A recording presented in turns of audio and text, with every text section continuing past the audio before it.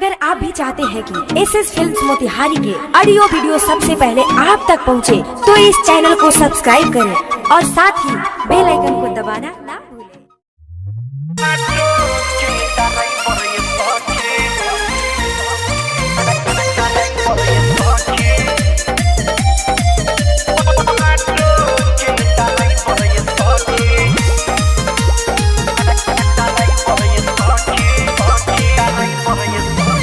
कबो चिचिया ले उठा मोतिहारी बैठो न जल्दी से भर जाई गाड़ी। ए हो कबो चिचिया ले उठा मोतिहारी बैठो न जल्दी से भर जाई गाड़ी। अरे सीना से होटल दुपट्टा शीशा में निहारता है, सीना से होटल दुपट्टा शीशा में निहारता है। एगो टेम्पू के ड्राइवर ये सखी लाइन में रहते, एगो ऑटो के ड्राइवर ये सखी लाइन में रहते। ज्योति रिकॉर्डिंग स्टूडियो घोड़ा सहन लखा।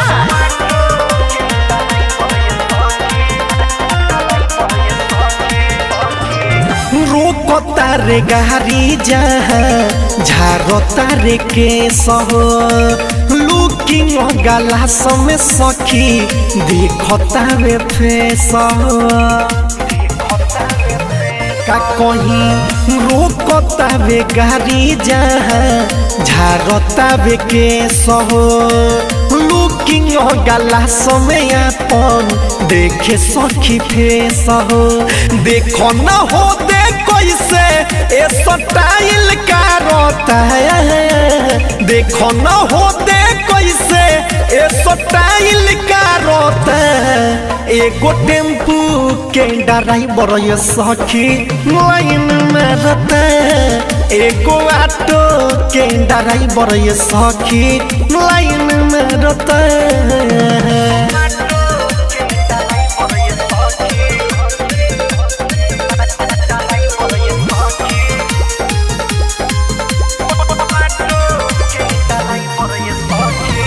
केतनो बच्चा के हम जानी स्कूल रे, सुन सन में रोक देला देखिए के फूल रे।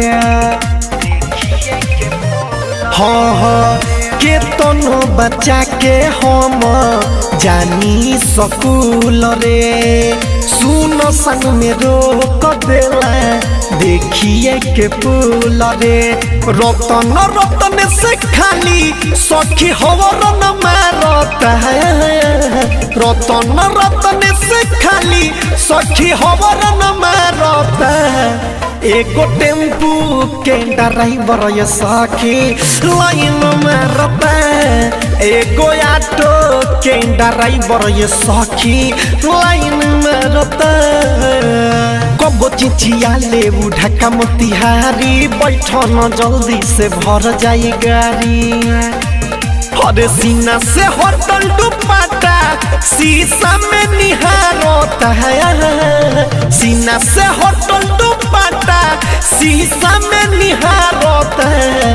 एगो टेम्पू के ड्राइवर ये सखी लाइन में रहता है, एगो ऑटो के ड्राइवर ये सखी लाइन में।